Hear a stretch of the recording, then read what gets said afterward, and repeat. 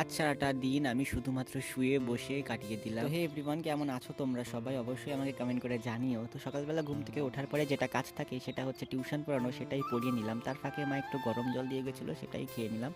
তারপর টিউশন পড়ানো শেষ করে আমি সোজা চলে গেছিলাম বাজারে, কারণ কিছু কেনাকাটার ছিল, তো সেগুলোই কিনে বাড়িতে চলে এসেছিলাম। আজ ভীষণ ব্যস্ত ছিলাম, সেই জন্য আর ঠিকঠাক করে কিছু তুলতেও পারিনি। তো যাই হোক, বাজার টাজার করে তো বাড়িতে চলে এসেছিলাম। বাড়ি আসার পরে স্নান খাওয়া দাওয়া সেরে সেই যে ঘুমিয়েছি, উঠে দেখি 4:30 বাজে।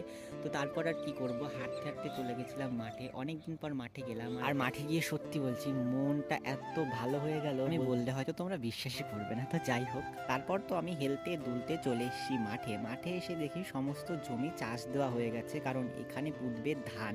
আর আমি কি যেন বলছিলাম, আমি ভুলেই গেছি কি কি বলছিলাম, আমি নিজেও জানি না। তো দেখো, এগুলো হলো ধানের বীজ, যেগুলো ওই ক্ষেতগুলোতে পুঁতবে। এগুলো এখন ছোট ছোট আছে, আর কটা দিন পরেই এগুলো জমিতে লাগিয়ে দেবে। তো অনেক বেলা করে আসার জন্য তো আমার ভীষণ ঠান্ডা লাগছিল, আর ওখান দিয়ে দেখো সূর্য মামা উকি মারছে। এখন যাব বাড়িতে, তো বাড়িতে গিয়ে যেতে হবে আমাকে ডাক্তারের কাছে, কারণ মার ভীষণ জ্বর, ওষুধ নিয়ে আসতে হবে। আজকের দিনটা ভীষণ বাজে গেল, আমার কিচ্ছু করিনি, শুধুমাত্র শুয়ে বসে খেয়ে দিয়ে কাটিয়ে ফেলেছি।